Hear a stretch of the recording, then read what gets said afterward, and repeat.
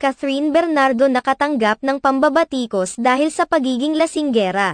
Umaani ng samut-saring komento at reaksyon mula sa mga netizens ang ilang mga larawan at videos na kumakalat ngayon sa social media patungkol sa mga ginagawa ngayon ng kapamilya actress na si Catherine Bernardo matapos ang kanilang hiwalayan ni Daniel Padilla. Nakakatanggap ngayon ng pambabatikos ang award-winning actress na si Catherine Bernardo mula sa mga netizens at ilang mga tagahanga dahil sa paglalasing nito. Ayon pa sa ilang mga tagahanga ng aktres na hindi na umano maganda ang nakukuhang impluwensya ni Catherine Bernardo mula sa kanyang mga kaibigan. Marami ang naiinis habang nag-aalala naman ang ilan dahil sa mga pinagagawa ngayon ng aktres. Marami ang nakapansin na tila palaging naglalasing ang aktres mula nang maghiwalay sila ni Daniel Padilla. Marami rin ang nagsasabi na hindi nakatulong kay Catherine Bernardo ang ilang mga kaibigan niyang celebrities na nakakasama niya ngayon dahil sa mga kumakalat na larawan at videos na hindi na umano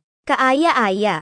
Pinangalanan pa ng mga netizens kung sino sa mga kaibigan ng aktres ang itinuturi nilang bad influence para rito, particular na sina Alora Sasem at Sofia Andres. Samantala, isa rin ang isyong ito sa mga napag-usapan ni Christy Ferman sa latest episode ng Christy Fair Minute kung saan naitanong ni Christy Ferman kung may kaugnayan ba ang mga kaibigan ni Catherine sa mga negatibong balita na lumalabas ngayon patungkol sa aktres.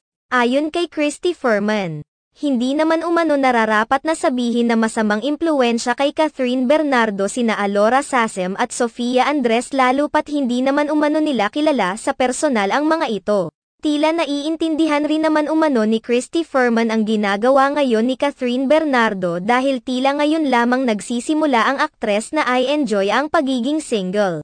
Ayon naman sa kasamahan ni Christy Ferman na si Romel Chica. Nag-ugat ang mga negatibong komento patungkol kay Catherine Bernardo sa mga isinisiwalat nitong larawan at video sa social media kung saan ibinabahagi nito ang mga bagay na dating hindi niya nagagawa noong sila pa ni Daniel Padilla. Iba naman umano ang naging interpretasyon ng mga netizens sa mga ipinapakita ngayon ng aktres dahil marami ang nag-iisip na nagwawala ito at nagrerebelde mula nang aminin nila ni Daniel Padilla sa lahat ang kanilang paghihiwalay. Sa ngayon ay may kumakampi na rin kay Daniel Padilla at naghinalang may iba pang kwento ang nasa likod ng hiwalayan nilang dalawa ni Catherine Bernardo.